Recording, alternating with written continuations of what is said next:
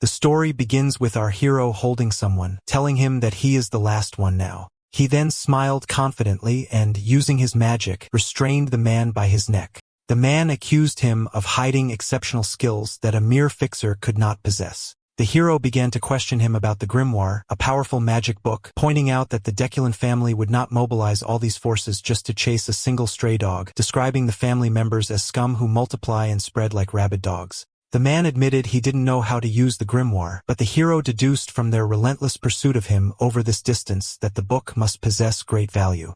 The man demanded he hand over the grimoire immediately. In return, he offered to intercede for him to return to his work as a fixer, even using the demeaning term hunting dog. The hero scoffed at this offer, sarcastically wondering what authority a mere manager of fixers could have to make such promises. He then lifted him with his magic, asking if he had any last words before he died. Suddenly, a third person appeared on the scene, a man exuding a powerful aura of evil energy who calmly greeted them.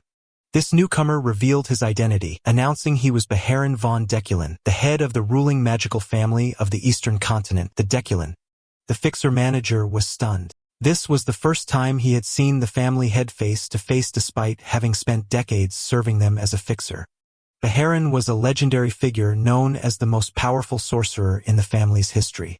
The hero wondered to himself what kind of man this person might be. Behar addressed the hero, telling him to hand over the grimoire, promising they would talk afterward. However, the hero met him with a rude and shocking response, telling him that he was pissing him off and accused him of trying to steal his hard-won spoils. Behar met this insolence with a sarcastic laugh. At that moment, the hero regretted not devouring the wyvern he had seen earlier when he had the chance, as he now realized that the aura emanating from the family head was overwhelming and stronger than anything he had ever faced before. Behar explained to the hero that the easiest option was to kill him and retrieve the grimoire by force, but he offered him an alternative. He asked him to hand over the book and return to the service of Deculan, and in return, all his crimes would be forgiven. Behar praised the hero's combat talent, admitting he regretted not realizing this talent sooner.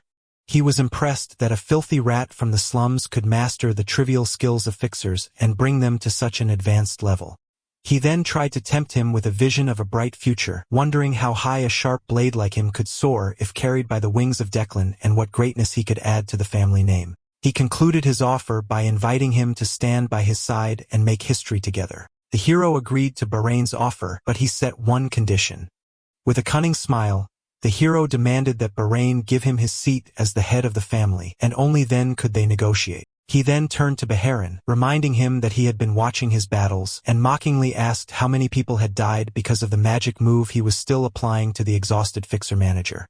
This challenge angered Behar, who warned the hero that this was the way he chose to play, and that this choice could lead to his death. The hero acknowledged that this was absolutely true, but he responded with an even greater challenge, inviting Behar to measure the gap in power between them himself. Behar accepted the challenge, declaring that he would discipline him first. Behar began to launch an attack that the hero dodged with great difficulty, and before he could catch his breath, he was surprised by another magic circle that appeared suddenly before him. Realizing that this was the true power of the head of the Deculan family, a power that left no exploitable opening, Behar reminded the hero of his previous challenge, asserting that some things do not need to be tested, like the vast chasm in power that separated them.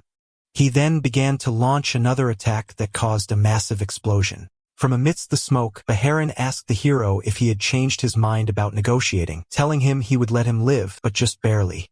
The hero responded by asking if Behar would accept him if he bowed his head now and returned to the shadow of Deculan, but he quickly answered his own question with a defiant shout, "No way."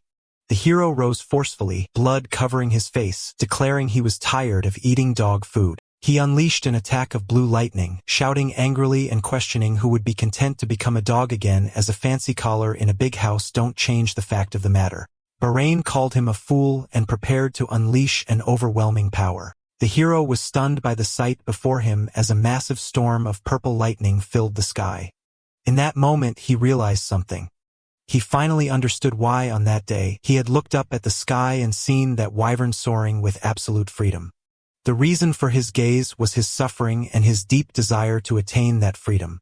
Despite the overwhelming attack, the hero managed to stand firm. Behar looked at him with admiration, admitting he thought the attack would kill him, and then asked if he now felt the difference in their power. Still standing, the hero acknowledged Beharin's disgusting power. Beharin asked if he was ready to talk properly now and asked him to finish the story he couldn't finish before. The hero wondered if Beharin wanted him to go back to being a fixer again, but Beharin corrected him, explaining that he did not mean the position of a fixer. Beharin revealed his true and surprising offer for the hero to become the head of one of the families affiliated with the Deculan family. The hero was shocked by this offer. He thought about how the Deculan family, whose authority rivaled that of the imperial power, was offering him the headship of one of its loyal families. The hero looked at the grimoire in his possession and asked Beharin if this book was his goal from the beginning. Beharin replied that the hero was still underestimating himself, insisting that his desire was for the hero himself and that the grimoire came second. Beharin saw that the hero was starting to consider the offer, and he promised that accepting it would erase all his past sins, and only glory with the Deculan family would await him. But unexpectedly, the hero began to pour his energy into the grimoire with the intention of destroying it. Beharin asked him in shock what he was doing, to which the hero replied sarcastically that he could have it after it turned to ash. Behar threatened the hero that he would never die peacefully, but the hero silenced him and told him to listen. The hero explained that fixers don't care about money, but he took this grimoire because it was priceless. He then revealed the dark secret behind it, wondering if Behar knew about the fixers who were devoured by the young Deculan master using forbidden magic from this book. That scoundrel had devoured the hero's comrades, and the Deculan family covered up the crime.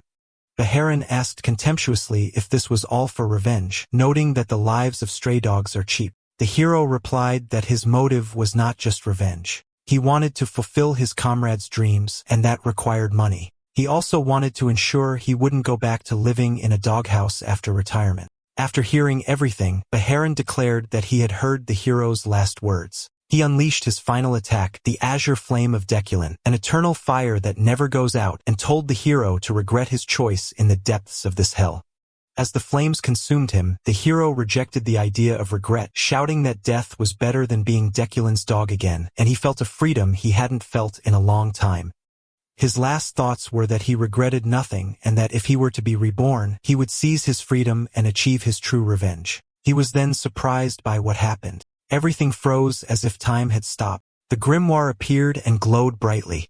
Then something strange happened. The hero found himself in another place, wondering how he had survived after being on the verge of burning to death. He felt that something was not right, and the place looked familiar as if he had returned to the past. Then he remembered he was in the black and white zone, the place where he had struggled to survive daily before becoming a fixer. He realized the incredible truth. He had gone back in time. He wondered what in the world was going on. As he found himself in his younger body, he was sure he had returned to the past, but he noticed that a certain mark was still on his body.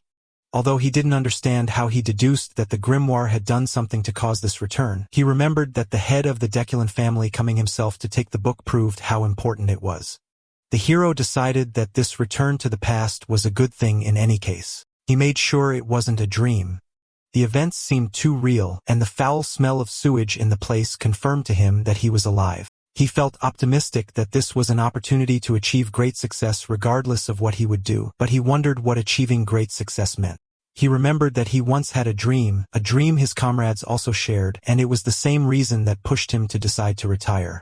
He began to recall a conversation he had with one of his comrades named Astor. In that memory, Astor told him that they were just homeless people in the black and white zone, lacking clothes, food, and education, and asked him which of these was the worst for him. The hero answered that the lack of food was the worst, but Astor corrected him. After a look of annoyance at the stupidity of the answer appeared on his face, he explained that not receiving an education was the most painful thing. If they had been properly trained and educated, they would not have fallen into the hands of the nobles who enslaved them. Astor revealed his dream after retirement, which was to build a library, a place where anyone, regardless of their wealth, status, or gender, could read books freely. As for the hero, his dream was to go even further. He wanted to build a towering spire for no particular reason other than that he loved high things. He planned to fill this tower with every book he could find. Most importantly, he would place the secret manual of the Deculan family at the entrance of the first floor so that everyone could get it, whether they were vagrants from the black and white zone, sons of nobles, or even the butchers in the market. Just imagining seeing those techniques, which the Deculan family considered more precious than their lives, being available to everyone made him feel ecstatic. He admitted that the problem was how to obtain those techniques, but he decided to leave that for his future self to worry about. His ultimate goal was to spread the secrets of Deculin as widely as possible, which would lead to their complete collapse. Suddenly, dreams were interrupted by a powerful kick to his face. An angry young man appeared and yelled at him for not staying where he was told, then began to kick him repeatedly. At first, the hero was shocked by this sudden attack, but he quickly gathered his experience as a fixer who had fought countless battles. He managed to block one of the kicks, which surprised the attacker. The hero calmly told him that he had hit him 7 times. Then, with a sharp gaze, he declared that it was time to pay him back tenfold. The hero prepared for a counterattack while fear appeared on the attacker's face, and the loud sound of breaking bones was heard. The hero was surprised to find that it was his own hand that was broken, wondering how that happened. The other boy began to scold him angrily for daring to hit someone older than him, calling him crazy. Although the hero managed to land a blow, the young man threw him to the ground and continued to beat him. While the hero's body ached, it was his heart that ached more. The hero took the opportunity and tripped the attacker, who lost his balance and fell into a sewage canal. The hero saw this as a chance to escape. The attacker got up, coughing, and asked the hero where he thought he was going, but the hero replied that he was not running away. In fact, what he was doing was a tactical retreat. He decided to remember his attacker's face and to keep the 57 blows he received in his heart, reminding himself that he was an experienced fixer who didn't know how to give up. After moving away, he realized his situation was bad. His wrist was sprained from just throwing one punch, which made him feel sorry for the weakness of his current body. He sat down defeated and decided that he had to forget about the tower for now and that the priority was to fix and strengthen this weak body. Suddenly, a small white-haired child appeared before him and asked if he was hungry. The hero asked if he knew him, and the child replied that he didn't. The hero analyzed the child's clothes. Although they were worn out, they were originally expensive, so he concluded that he was most likely the son of a noble who had lost in a power struggle and fled here. He saw him as a ticking time bomb to be avoided. The child introduced himself, saying his name was Damien and his mother's name was Bianca. The hero felt he was learning things he shouldn't know, so he asked Damien if he was a bit slow on the uptake. Damien then innocently told him that his mother was dead, and the hero felt sorry for him. He replied that he didn't have a father either, so he was the winner, then tried to shoo him away. The hero decided it was best to get away from this ticking time bomb before it became more troublesome. But when he tried to leave, Damien told him he would come with him. The hero refused and thought about hitting him to make him go away. Damien noticed the hero's injured wrist and asked if it hurt, then offered to help. He placed his hand over the hero's hand, and a powerful healing light appeared, which astonished the hero. He immediately realized that this was not just an ordinary healing hand. He recognized the secret technique. It was the Light of Healing, a special technique of the fallen noble Blandu family, which was destroyed by the Deculin family. The hero's instincts as a professional fixer screamed. He realized he had just gotten himself into something very nasty and dangerous. He wondered why a child from the Blandu family was in this place, as their family was supposed to still be in a good position at this point in time. He repeated the name Damien in his mind as Damien asked if he was calling him. Suddenly, he remembered something. He had remembered a crucial piece of information, someone from the Blandu lineage with different colored eyes.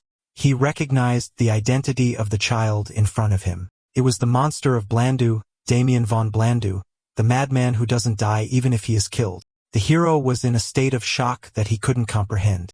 His memory took him back to the past, to a time before his decline when he was still working as a fixer. He remembered a mission he was sent on by order of the Deculin family to the lands of the Blandu family. At that time, he and his comrades were grumbling, wondering why they were being called for a mission that the Blandu family should have been able to handle themselves. One of the comrades told them about rumors of a monster in the Blandu lands, a monster that was said to have killed dozens. They wondered if this monster was a ghoul or something like that, but what he saw was not a ghoul. He saw a human tearing another human to shreds. This human was Damien, who was laughing madly as he fought, continuously using the Blandu family's healing magic to keep fighting. He was a deranged butcher who wouldn't die even after death. The memory ends, and the hero returns to his present where Damien sits before him, an innocent child looking at ants with interest. The hero is still in shock, unable to reconcile the image of the brutal killer in his memory with the child in front of him. He wonders why the direct heir of the Blandu family, the only son of the Lord, is in such a miserable place. Damien interrupts his thoughts by talking about food. He tells him enthusiastically that they should eat, quoting his mother that eating well prevents illness, and concludes that the hero is sick because he doesn't eat. The hero agrees with his logic but finds his way of speaking provocative. He asks him if he has any money. Damien pulls out a bag full of gold coins and asks if this is what he meant. After a short silence, the hero smiles and gives a nod of approval, suddenly declaring that they are now friends. He puts his arm around the stunned Damien, telling him that if he says they are friends, then they are, and friends share what they have. He then excitedly pulls him along to find food to fill their stomachs. Damien asks his new friend what he has to share, to which the hero replies that he has a friend, referring to Damien himself. After they had a good meal and a bath, the hero feels refreshed. He sees Damien wandering around the place, which seems to be a house above the restaurant. Damien explains that it's the first time he's seen a place like this, because he always slept outside. Damien suddenly mentions that he doesn't have a father. The hero jokes that he has a father, and they get into a childish argument that ends with the hero wondering why they are trying to compete in this matter. Then he asks him about his mother. Damien looks around and innocently replies that she is not here. The hero decides to assess the situation better. The hero asks Damien how long he has been alone. Damien thinks for a moment and then replies that since he ran away from home, he has slept 10 times. The hero begins to analyze this new piece of information, wondering if Damien is a runaway and being chased and whether sleeping 10 times means that 10 days have passed. Damien explains that he can sleep twice a day, including naps, so the total number of times he has slept is 10. The hero deduces that Damien has been on the run for about 3 or 4 days, but he becomes even more confused when Damien adds that he hasn't taken a nap since he ran away, confirming to himself that he is completely insane from the roots. The hero begins to plan for the future. He sees an opportunity in having Damien with him in the black and white zone where he can act as his guardian and build a relationship with the Blandu family. This relationship could be useful in the future when he confronts the Deculan family again. Plus, the homes of nobles contain many of the books he needs to achieve his dream. But before thinking about long-term plans, he decides he has an urgent matter to deal with first, which is the 57-layered grudge he feels towards the young man who hit him earlier. He tells Damien that he is going to lie down now and warns him not to disturb him or there will be big trouble. Damien asks if he is going to do breathing exercises, and the hero confirms it, asking him to do the same when he's done, which Damien enthusiastically agrees to. The hero begins his meditation, remembering his past life where he relied on standard magical formulas given to fixers, which had clear limits. To overcome this, he had infiltrated many noble houses and stolen their techniques, nearly getting killed more than once. He learned various secret arts like knightly body strengthening, spirit arts, summoning, and alchemy, but he remembers that all these techniques were not enough against the catastrophic power he faced from the head of the Deculan family right before his death. Therefore, this time, he decides to learn the foundational art of the Deculan family itself, the art of the celestial source. It is the origin of all Deculan techniques and capable of harmonizing with all types of mana, and luckily, he had memorized it for research purposes in his past life. When he begins to activate the breathing technique, he feels an intense heat like lava flowing through his body. He discovers the presence of impurities in his mana circuits, which surprises him. To get rid of them, he resorts to a mysterious and secret power known as the mana shower, a technique used only by elite mages from noble families to purify their direct lineage. After the process is finished, he wakes up and wonders how much time has passed. More importantly, he finds that his mana circuits are now clean, and his mana has been purified, perhaps to a higher level of purity than even in his past life. Despite this significant improvement, he realizes that defeating Deculan still seems like an impossible task even if he were born 100 times. However, his chances have improved and is a man who never gives up even against near impossible odds. The next day, Damien wakes up from his sleep to find that his hair has turned brown, which surprises him. The hero had secretly changed Damien's platinum blonde hair color and his clothes so that the Blandu family wouldn't recognize him. After the final step of the disguise was complete, Damien asked his friend what they will do now. The hero announces that they are going to crack some heads as the young man who had previously hit the hero was walking after a nap. He was surprised to see the hero again, but this time he was clean and accompanied by another child. He angrily asked him where he had been wandering and about his clean appearance, then noticed his companion, Damien, who, from his clothes, seemed to have money. Suddenly, the hero delivered a powerful punch that knocked him to the ground. He then calmly told him that just remembering his face was enough and announced that his score with him would start at 123 hits. Two young men in the area heard a commotion and went to check it out, and a large group of youths gathered. Everyone was surprised to see the youngest and what he was doing. The hero smiled slyly. All the faces were familiar to him, and he decided to see how far he could go this time. A violent brawl began, and he beat them down one by one. As the hero displayed superior combat skills, striking his opponents with fists enveloped in magical energy, Damien watched in awe, impressed by his new friend's speed and power. The hero taught Damien that in such situations, he should describe what he sees as super cool, which Damien repeated enthusiastically with sparkling eyes. Damien approached the first young man and offered to heal his injuries. The hero then grabbed him and asked how many hits he had taken so far, picked up a wooden stick from the ground, and then spanked the boy hard on his behind with it, asking him again how many hits he had taken so far, but the terrified young man stuttered and forgot the number. Here, the hero turned to Damien, his friend, and told him it was his turn.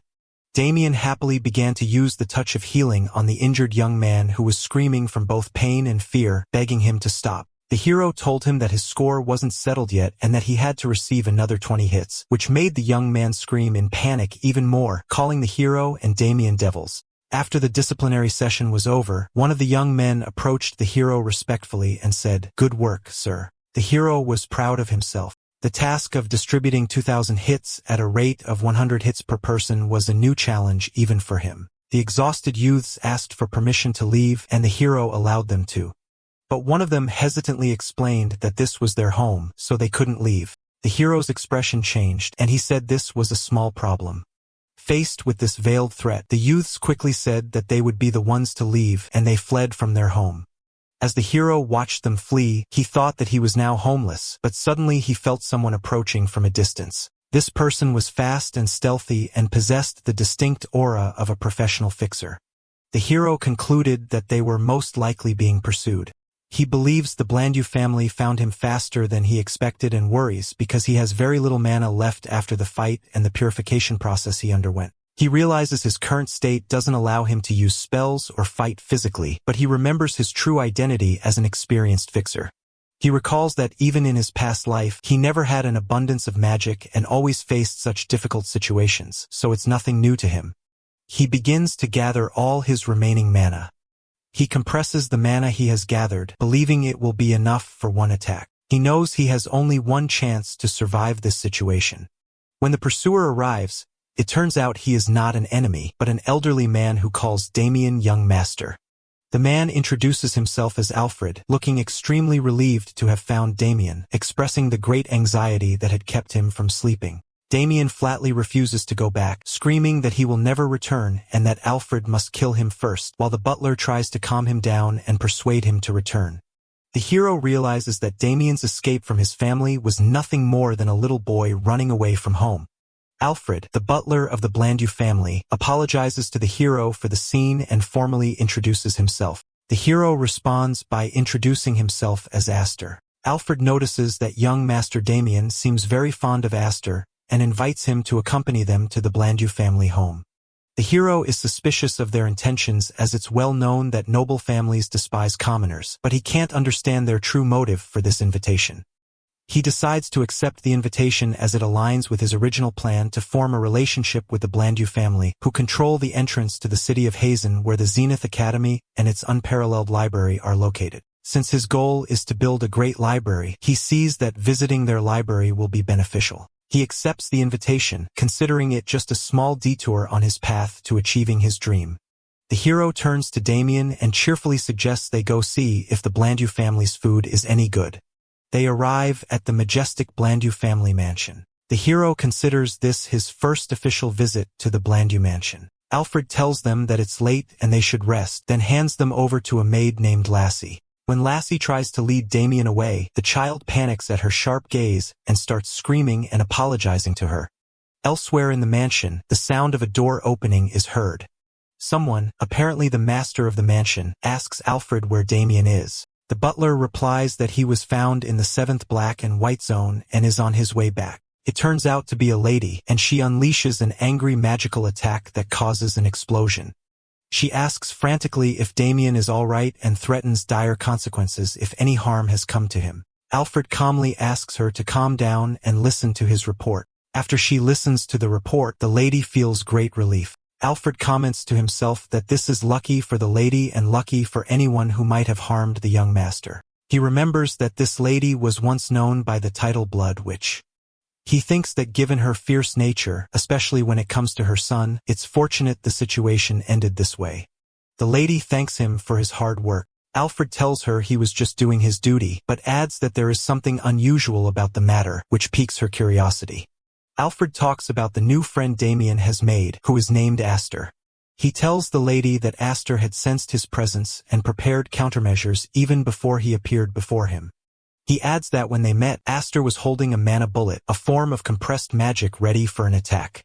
The lady is impressed by this, describing Aster's talent as remarkable for a boy from the Black and White Zone. Based on this talent, Alfred asked the lady to grant him a favor. In a later scene, Alfred stands before the hero and makes him a surprising offer to become his successor.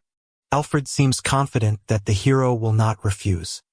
He explains to him that such an opportunity for a rat from the Black and White Zone means obtaining wealth and honor, but the hero responds impolitely that he is not interested. This shocks Alfred, who asks if he heard him correctly. Damien interrupts the scene by asking the meaning of the word his friend muttered. The hero politely declines the offer, expressing his deep gratitude for being considered as the butler's successor, but he prefers things to stay as they are now. Alfred interprets this refusal as arrogance, believing that the hero, being a talented orphan who mastered magic on his own, sees himself as a great person. He then begins to lecture the hero, saying that he understands him because he too was born into an ordinary family and was arrogant in his youth before realizing the world was vast. Annoyance shows on the hero's face as he thinks about how trivial this talk is, but Alfred continues his lecture explaining that the hero might think he can do anything and conquer the world, but things don't work that way. The hero tries to suppress his anger while Alfred compares him to goblins of the valleys, creatures that grow up in a protected environment and are unaware of the real dangers of the world. The hero responds in his mind that if he were a goblin, he would probably be a wyvern by now, indicating that he is far from naive or weak. Alfred becomes more intense, declaring that since the hero knows nothing, he will personally teach him how vast and terrifying the world is. Alfred opens the doors to a large hall where many young trainee butlers are lined up to greet him. Alfred asks the hero for his opinion, pointing out that these young men are talents of the Blandu family all around his age and that he can surely feel their skills. The hero watches them quietly and admits to himself that the talents of Blandu are indeed impressive. He notes that it's hard to believe they are just teenagers with this level of refinement as their aura fills the entire place. But he looks into their eyes and thinks sarcastically, there were goblins here, meaning they are nothing compared to what he has faced. Alfred asks again if he will accept his offer, promising him that he can shine like these children and even more so. The hero simply replies that he doesn't like to shine, which provokes Alfred. One of the trainees named Winster steps forward and addresses the head butler. Winster tells Alfred with a sarcastic smile that if this boy had truly felt anything, he would never have refused his offer. And since he refused, it means he has not yet realized the true value of the position or the talent present in the hall. Winster volunteers to give the hero a small glimpse of real magic, proposing a training duel. Alfred finds the idea arrogant, but he agrees to it. Alfred suggests that the hero have a quick duel with Winster. The hero realizes he has become a thorn in their side. He understands that they see him as just a lucky stray dog who found his way inside. The hero agrees to the duel but asks to choose his opponents himself, which Alfred allows. The hero points to Winster and 4 other trainees. He announces that he will face all 5 of them at once, which shocks them. He scoffs at them, saying they should just die if they are scared. Alfred laughs, impressed, declaring that this is the spirit his successor should have, but he warns him that his words could be considered an insult to the Blandu family and asks if he is prepared to take responsibility, to which he confidently replies that he will. Alfred sets the terms of the duel. The hero must last for exactly 1 minute. If he succeeds, he will receive a gift. If he fails, he will be held accountable for his words. The hero realizes that being held accountable means being forced to become the next head butler and sees it as an attempt by Alfred to bind him, but he agrees to the terms. As they prepare for the duel, one of the trainers expresses his concern to Alfred that the duel might be too dangerous. Alfred replies that this danger is what makes it worthwhile, as he believes that breaking the boy's stubbornness is the only way for him to grow. The trainer of the 5 trainees is worried. He fears that injuring the young master's guest could lead to the end of his career. Meanwhile, Damien was watching the scene with the maid, Lassie. The trainer approaches him and begs him to stop the head butler, warning him that his friend is in grave danger. But Damien shows great excitement, which terrifies the trainer even more. Lassie intervenes and tells Damien that if he interferes, his mother will scold him, so Damien suppresses his anger. Alfred orders the hesitant trainer to begin the duel. The trainer thinks to himself that he did his best to object but must obey orders. Lassie tells Damien she will be back soon and asks him not to interfere.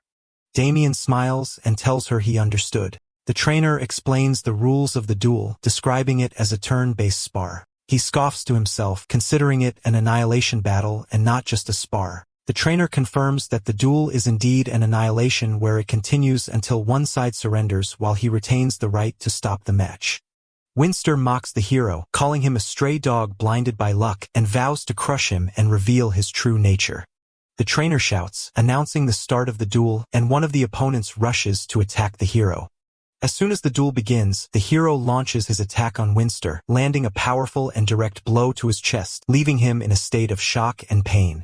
Winster screams, not believing what happened. Meanwhile, the hero announces that it seems he will be the one giving the lessons now, holding a mana bullet in his hand and declaring that the first lesson is that the smallest peppers are the hottest. Winster recognized the technique as just a basic manipulation of mana, an ineffective technique in combat. The hero presents his second lesson, which is not to judge people hastily, then unleashes the mana bullet. The bullet explodes with immense force, sending the 5 trainees flying into the air. The hero adds that the world is wide and bitter as he delivers a direct punch to Winster. He offers the defeated trainees to teach them these lessons and tells them to study them well. Winster shouts at him, calling him a madman, claiming that what he is using is not magic. The hero uses what is known as somatic magic, a style that integrates mana with hand-to-hand combat to take down his opponents. The trainer watches the scene in complete shock at the power he is witnessing, while Alfred watches the hero crush his opponents. Alfred analyzes the hero's technique, realizing that the mana bullet he used was compressed at least 3 or 4 times. He imagines that if he had taken a direct hit from that bullet when they first met, it would have been dangerous. He admires the hero's innate control over mana.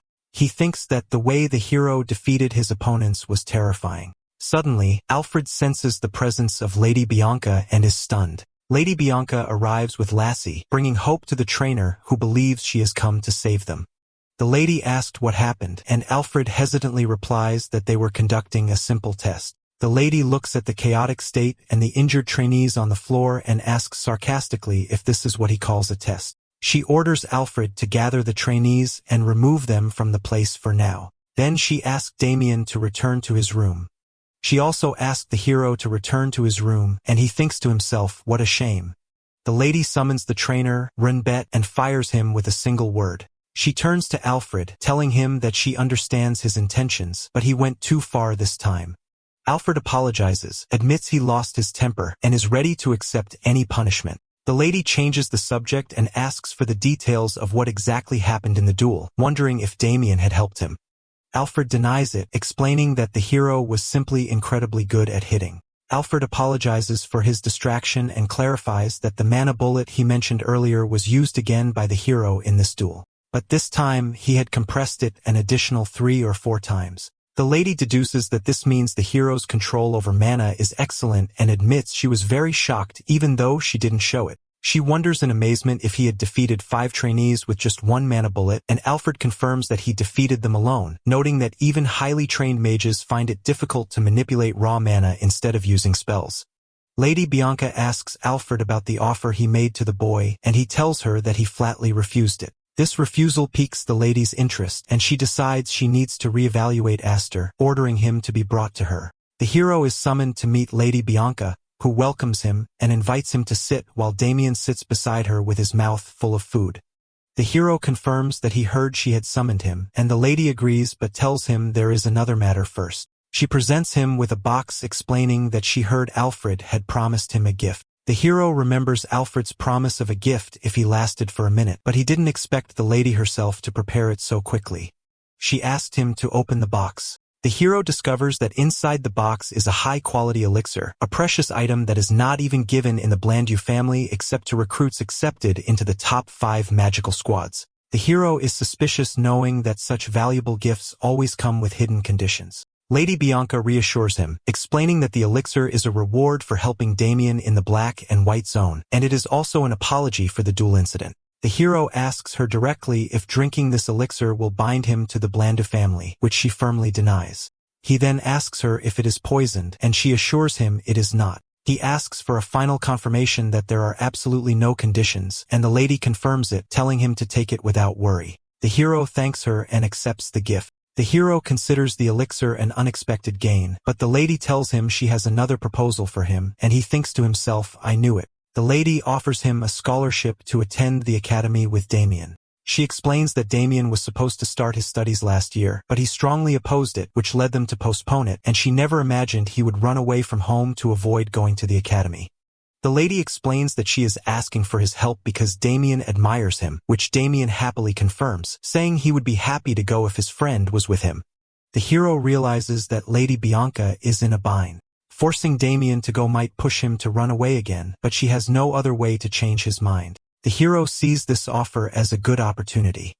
Attending the academy is great, and school connections are very valuable in a world that relies on family and regional ties. Although the offer is very good, he feels he is being drawn into the affairs of the Blandu family. He tells her he will think about it for now, and she agrees and asks him to inform her of his decision. Before he leaves, she asked him why he refused Alfred's offer to become his successor. The hero replies with a mysterious smile, my knees are too precious to me, leaving the lady puzzled. Elsewhere, when Alfred hears this response, he is shocked and amazed by the boy's audacity. After obtaining the elixir, Aster sat contemplating as he absorbed its energy. Surprised by the immense increase in his mana despite having absorbed only 10% of the elixir, he wondered to himself if the reason for this effective absorption was the change that had occurred in his physical structure, turning it into the mark of fire. He noted that the absorption process was perfect. Unlike the usual process of absorbing an elixir, there was no energy loss or any lingering impurities, which made its effect stronger than he had anticipated. His thoughts then shifted to the offer he had received to join the academy. After deep consideration, he felt that his decision had already been made. He realized that there were many advantages to enrolling in the academy, the most important being that it would make it easier for him to find a sponsor to support him. However, despite these positives, he had a strong feeling that he was walking straight into a trap set for him. He decided to go for a walk to clear his thoughts. As he was about to leave, he was stopped by a young man with platinum hair who was waiting for him and asked him directly if he was the person named Aster. Aster observed the young man's features and deduced from his platinum hair, which only Damien had in the direct family line, that the young man must be a relative from a side branch. Aster felt annoyed by the amount of trouble in this house and flatly denied having any connection to that name, which surprised the young man. The young man continued his sarcastic remarks, commenting on Aster's dull, dark gray hair and his uncomfortable gaze, then added mockingly that all these traits resembled him perfectly, which angered Aster. Aster calmly replied that hair color can vary greatly depending on the lighting. He then put on a feigned innocent expression and asked the young man how these eyes could possibly be uncomfortable in any way.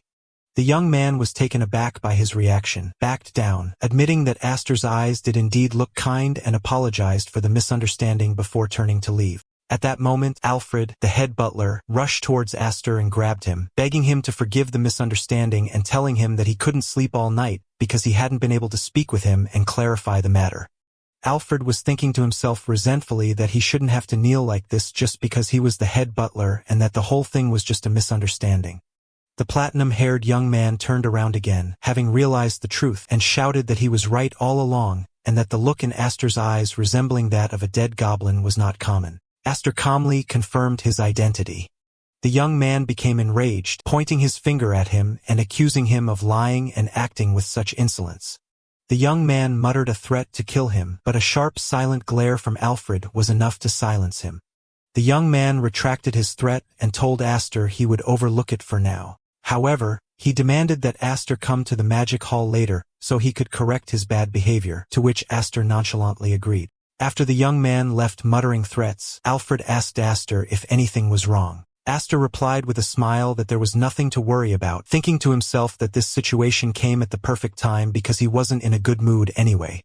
Then Aster turned to Alfred and called him by his official title, head butler, and asked if he could see the lady of the palace now. Lady Bianca welcomed Aster into her office, noting that he had requested a meeting very early in the morning, and wondered if he had already finished considering her offer. With a confident smile, Aster confirmed his decision and informed her that he would be enrolling in the academy. Lady Bianca expressed her surprise at how quickly he had made his decision, but she was pleased, telling him that they should begin preparations as soon as possible. She told him to make himself comfortable in the meantime, and Aster thanked her for her hospitality and left the office. After Aster left, Alfred entered the office. Lady Bianca asked about the boy, and she happily informed the head butler that Aster had fortunately accepted the offer.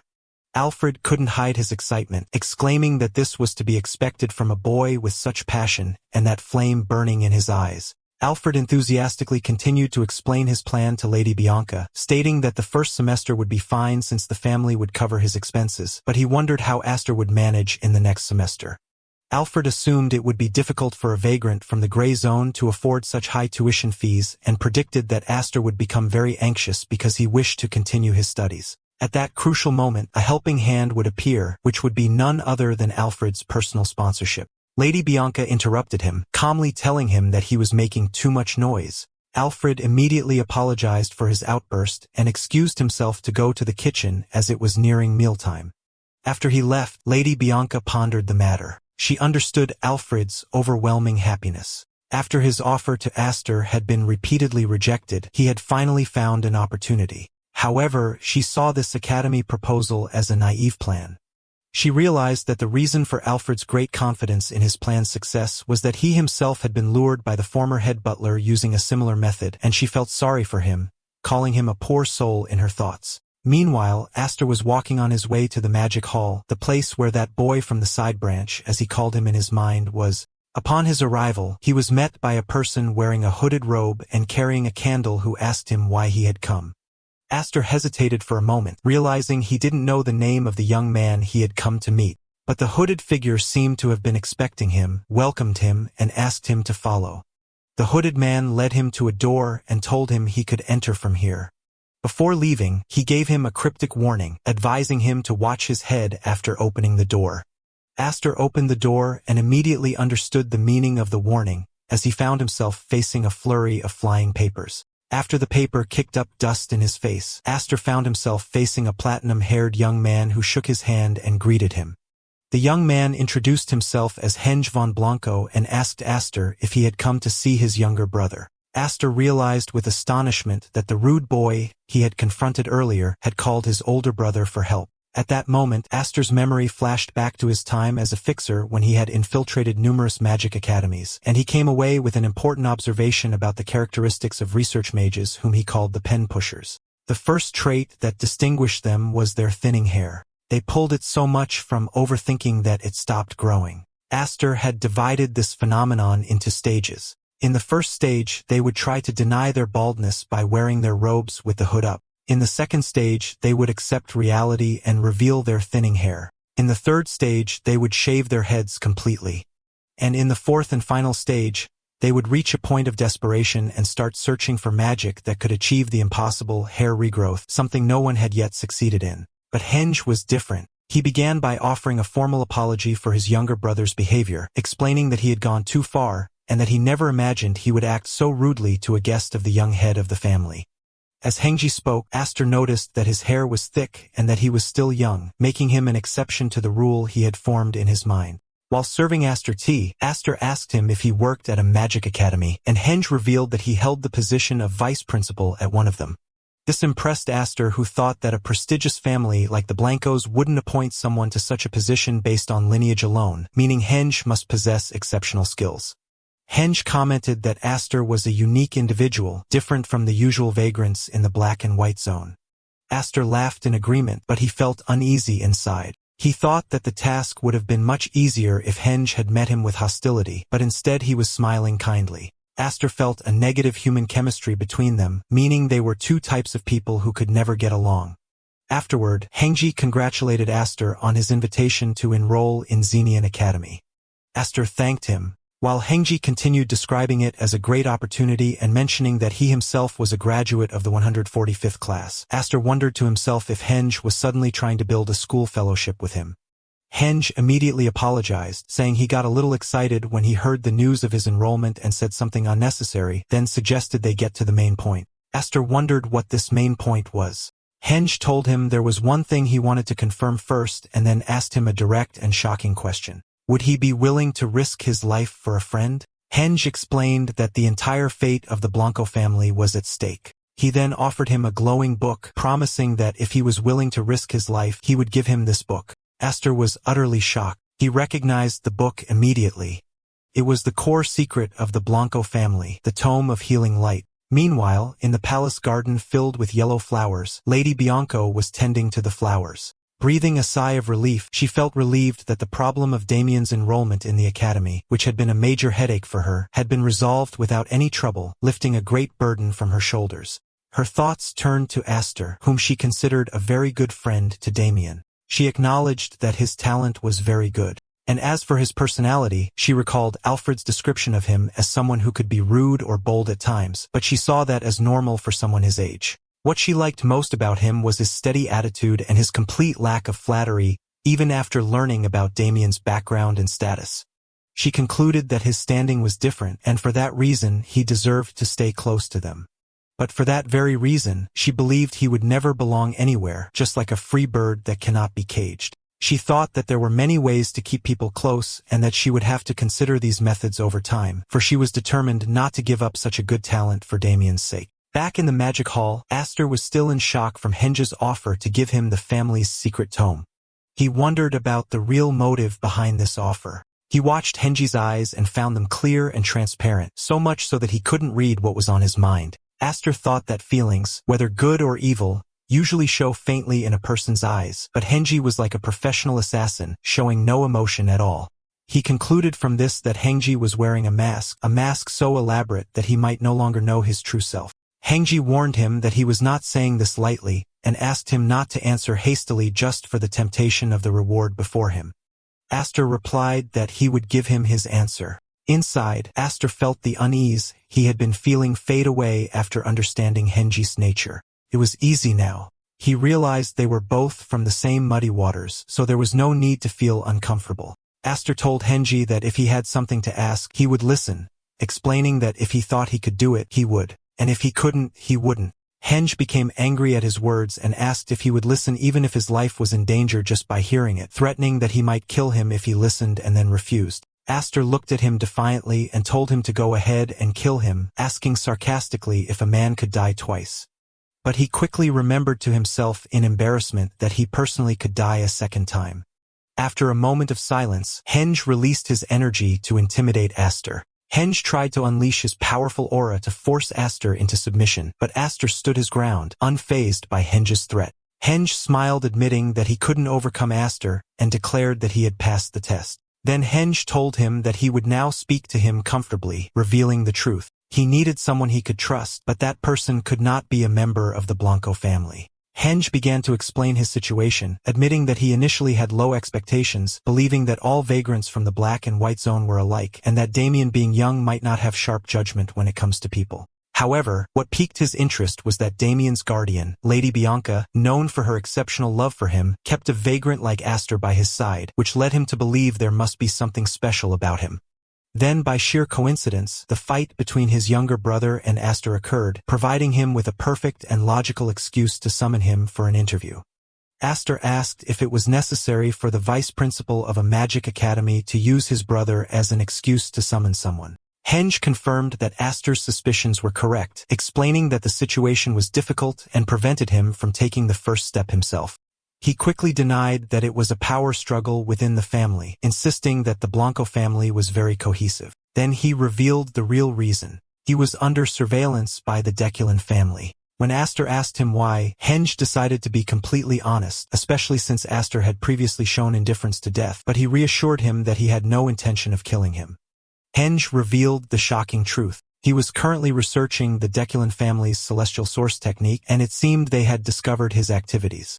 He added that he had managed to obtain this technique, a secret known only to the Deculan lineage, through an unexpected route. Astor questioned Henge about how a man who was supposed to have died long ago was still alive, adding that if the Blanco family were investigating, their clear objective would be to find a way to counter him. Henge commented that the Deculan family was somewhat irrational. If he were only researching a countermeasure to their technique, they would have tried to kill him anyway despite him being a vice principal. But he explained that it went beyond that. Initially, he only intended to look for a weakness, but he saw something else. He found in the Celestial Source technique, which is the origin of all the Deculan family secrets, a way to improve and develop this perfect secret itself, and he couldn't stop this research. He expressed his confidence that Astor, as someone interested in magic, would understand his feelings. Astor was stunned, realizing to himself that Henge wasn't just a little crazy, but absolutely and completely insane. How dare he conduct such research within his family's territory? Suddenly, Astor connected this revelation with events from his past life. The timing matched perfectly. The real reason the Deculan family secretly crushed the Blanco family was Henge's research into the new Celestial Source technique. That's why Baron risked the Deculan family's survival to eliminate the Blancos, because he saw from the beginning the immense potential in this enhanced technique, and this was the secret to his overwhelming power in their final battle. Henge noticed Astor's silence and asked if he regretted listening, admitting that the scale of the matter might be a bit overwhelming. Astor ignored that and returned to the original question. Why did Henge specifically seek him out? Henge explained that he had not yet informed his family of his research. He felt that the Deculan family had planted a spy somewhere among them, but he couldn't identify who it was. Astor deduced that if the path through which Henge obtained the technique was traced, it was likely that the Deculans had deliberately leaked a patch solution or an incomplete version of the countermeasure. Henge confirmed this with a laugh, adding that the moment he realized they were tracking him, he himself released a part of that incomplete formula to deceive them because he didn't want to die either. Astor wondered why he didn't simply join the Deculan family's side, as they would most likely welcome him. Henge replied vaguely that he had his personal reasons for not doing so. Henge explained to Astor that since he wasn't tied to his family, he needed him to do something behind their backs. He revealed that this research was in fact a collaborative effort, but his own part had reached a dead end. He asked him to take his thesis to Professor Baron at Xenian Academy and promised that he would ensure he was well compensated. In return, he would grant him the spell of healing light. Astor saw this offer as an invaluable opportunity and decided to accept it, but he wanted to raise the stakes, so he proposed to take the spell of healing light now as collateral. And when the new Celestial Source technique was completed later, he would take that as well. He justified this by saying it would make them true partners in the same boat, an all-or-nothing deal. Henge described him as truly audacious, but noted that his logic was simple. He wouldn't accept the job if the terms didn't suit him. After a moment of thought, Henge agreed to Astor's request. He said the name of the technique didn't matter, and since Astor hadn't learned the original technique, the new version wouldn't be useful to him right now anyway, but he promised to give it to him upon completion. However, Henge also set a condition of his own. He told Astor that until this thesis was fully completed, he might need his help again and expressed his hope that Astor would support him then. Since they were in the same boat, it wasn't a big request. Astor agreed immediately, confirming that he would help as long as it concerned the thesis. As he was taking the papers, he jokingly added that he couldn't read. After Henge froze for a moment, Astor admitted he was kidding, prompting Henge to mutter in annoyance that Astor was rude and boring. Afterward, Astor asked about Professor Baron and whether he could be trusted. Henge laughed and told him that he and Baron had always competed for first and second place since their academy days, even when they became assistant professors. He added with a sigh that this rivalry ended as soon as he returned to the Blanco family, but he was always one step ahead of him. Astor thought to himself what a miserable world it was, for there was another madman like Henge at the academy. Later in Astor's room, Damien was wondering why Astor was packing all these things into his subspace pouch, reminding him that he was told not to get caught. Astor noticed a letter sealed with red wax on top of a pile of books. He opened it to find it addressed to him, "To my dear Astor." Astor scoffed at the word dear. The letter was from Henge, telling him that these were the magical texts he must learn for his future, and that he had written the learning order at the bottom for him to follow diligently and acquire the intellect befitting his status. And he had signed it from your friend, Henge von Blanco. Astor looked at the piles of books and the detailed letter, admitting it was a truly wonderful gift. He realized that Henji was a true genius for his ability to organize a graded learning path from basic to advanced magic, but at the same time he was also a madman. He smiled, commenting, "Not bad," then sat down and began to write something. He had started a book sponsors list for his future tower, and the first name on it was Henge von Blanco. He counted the books he had received, which numbered around 132, excluding the healing spell and the new techniques thesis. He thought that making the spell of healing light available to the public in his tower was another matter, one he would discuss with Damien later. Astor remembered the image of Damien happily hugging a cat and calling him my friend, and Astor smiled to himself, considering it a privilege of friendship. His thoughts then returned to the 132 books Henge had given him. He realized they were not just scattered books, but a complete category of knowledge. With this collection, anyone wishing to learn magic could build a solid foundation for themselves. His perspective had changed. Previously, he had only thought about hoarding books in his tower, but now he realized that these books would become the true identity of the tower, a place that bestows knowledge upon all who seek it. Elsewhere, Henge was thinking about his meeting with Astor, considering it an unexpected gain. His initial plan was to hand over the thesis if Astor was useful and to get rid of him if he wasn't, but now he found Astor to be an interesting person. Henge remembered Astor's bold response to his death threat and how it wasn't just bravado. His eyes truly showed that he was indifferent to death. This made him different from the other pigs, as he called them in his mind, and he actually found it amusing. Henge felt that Astor was hiding a lot, which made things more exciting for him. He had finally found someone who stood in the same place and looked in the same direction, and what's more, who desired his results, a new feeling he had never experienced before. He wondered for a moment if Astor truly couldn't read, but he quickly dismissed the idea as impossible. When it was time to leave for the academy, the maid informed Astor that he would have to fill out some simple forms upon arrival, adding that both young Master Damien and Astor were exempt from the entrance exams. She informed them that they would now be official students of the academy. The lady commented that the new uniform suited Astor. He thanked her, and then they set off. Astor thought that prestigious families always receive special admission, and that this deal wasn't bad for him either. At the carriage, Damien and Lady Bianca were waiting for them. Damien called out to Astor excitedly and urged him to hurry. Before he left, Lady Bianca spoke to Astor, asking him to take care of himself and expressing her hope that he would achieve what he wanted because this was a great opportunity. Astor thanked her and smiled. As the carriage made its way, Astor repeated Lady Bianca's words in his mind, "What I want." He resolved to himself that he would, of course, get it. He thought of Xenian, the greatest academy on the eastern continent where countless sponsors awaited him, and he intended to acquire them all. With a confident smile, he looked forward to his new destination thinking, "Just you wait, colleagues. Here I come." During his journey in the carriage, Astor immersed himself in reading the books Henge had given him, and he truly realized that Henji was a remarkable magical researcher.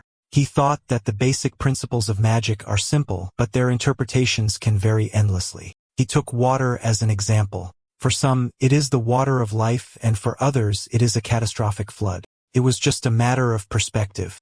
He realized that every great family had developed its unique path in magic based on its own viewpoint of the same principle. After finishing all the magical texts in his pouch, Astor came to an important realization. He discovered that the curriculum prepared by Henji was directly linked to the celestial principles of the Deculan family. His thoughts were interrupted by Damien's enthusiastic voice calling him my friend and telling him to look. Announcing that they had finally arrived, Astor looked out the window to see the imposing building of Xenian Academy before him. The accompanying lady told them that the carriage journey ended here. She explained that following the teachings of the wise first headmaster, all students on their enrollment day must enter the academy on foot regardless of their status. She wished them luck at the ceremony and hoped they would gain great wisdom. Then she parted from them. As soon as they started walking, Damien grabbed Astor's arm, urging him to hurry. He told him worriedly that Lancy, the accompanying lady, said that if they were late for the entrance ceremony, they might not find any seats left. Astor found this strange and considered it nonsense, as an entrance ceremony is not a village theater based on a first-come, first-served basis. But he then realized that Lancy probably said that as bait to keep Damien from slacking off, so he decided to let it go this time. When they entered the large hall, they found it crowded with students. Damien expressed his admiration for the large number of people and said that Lancy was right, and if they had been any later, they wouldn't have found seats. Damien denied this in his mind as he pulled out a small piece of paper to see their assigned seat numbers, Class M3, seats 11 and 12. But Damien pointed to some empty seats and asked if they could sit there, afraid they wouldn't get any seats at all, but Astor told him to wait a bit. Then Astor wondered in surprise, is this the same person who didn't even want to come to the academy, and why is he so excited now? As Damien was heading to sit down, he accidentally bumped into another student with long gray hair who looked extremely annoyed. The large man asked Damien angrily, "What's the matter?" Astor rushed to help Damien up and asked if he was okay. Damien cheerfully replied from the floor that he was perfectly fine and wasn't hurt. He then apologized to the student he had bumped into, saying that he wasn't looking where he was going properly. As Astor and Damien were about to leave, the gray-haired student stopped them with a sharp voice. He turned angrily and asked Damien what had gotten on his clothes. "Saliva," Astor replied calmly. From the man's aura, Astor deduced that he must be from a noble family, and he figured that in such a situation, Damien would take the initiative to apologize and try to clean the man's clothes himself. Indeed, Damien began wiping the man's clothes, apologizing and enthusiastically shouting that he would clean them and make them shine brighter than before, which only angered the man more. Astor realized a fight was now inevitable. The man lost his temper and threw a punch at Damien, yelling at him to get out of his sight, "You fool." But before he could do anything else, Astor intervened and grabbed his fist tightly. Astor told his classmate that he thought he was making a mistake and suggested he stop right there. The noble student angrily asked him who he was. Astor stood up for Damien and announced clearly that he was his friend. The student commented sarcastically that he saw a loyal friend in him, noting that few would take a beating for a friend, but he warned him that he would regret his choice this day.